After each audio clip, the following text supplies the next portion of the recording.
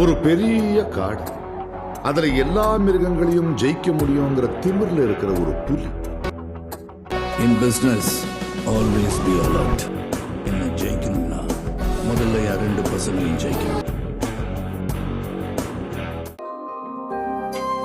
Great sir.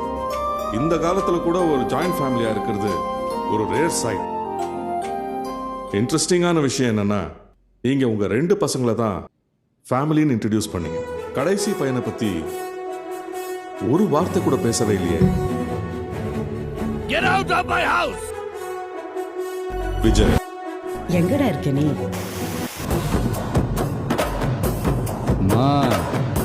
எல்லா இடமும் நம்ம இடம்தான்.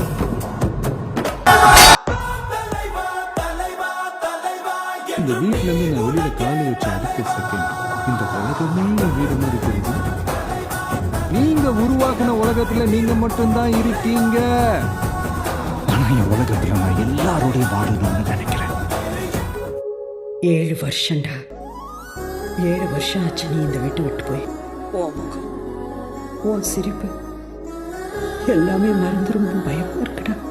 இப்ப பாரு இந்த ஃபங்க்ஷன் எப்படி நான் ஸ்பெஷல் ஆக்குறது.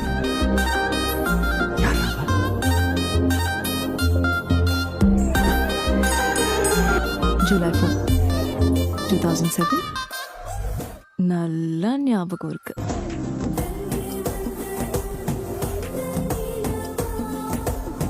காதல் சில பேருக்கு பூ மாதிரி, அது ஒரு முறை உதிர்ந்துட்டா மறுபடியும் எடுத்து ஒட்ட வைக்க முடியாதுப்பா. அதெல்லாம் கம்மு போட்டு ஓட்டிக்கலாம்ப்பா. என்னடா நான் சொன்னது கரெக்டு தானே? இல்லைன்னு சொன்னா அடிப்பியே. கரெக்ட்.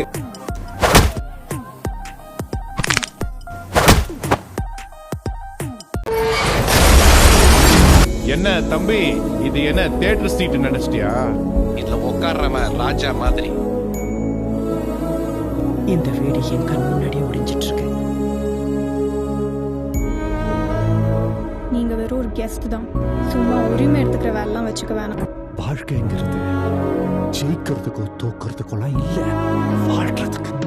அவன் ஒரு முதல்ல ஆல்ரெடி கேம் ஆரம்பிச்சிருப்பான். இந்த அடையாளம் உயிர் உருவாங்க. அந்த அடையாளத்தை அடியோட உடைக்க போறேன். உன் 2 புள்ளிகளில் யார் உன்னுடைய அடுத்த வாரிசு? நான் இப்போ என் அடுத்த வாரிசு அறிவிக்க போறேன். யார் வாரிசு?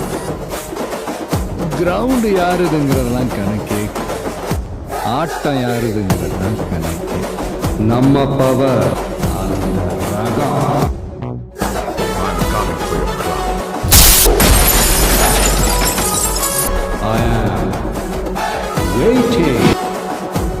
இது வரைக்கும் நடந்தது இனிமே நடக்க முடியாது. பிகாஸ் நான் அந்த பாஸ்.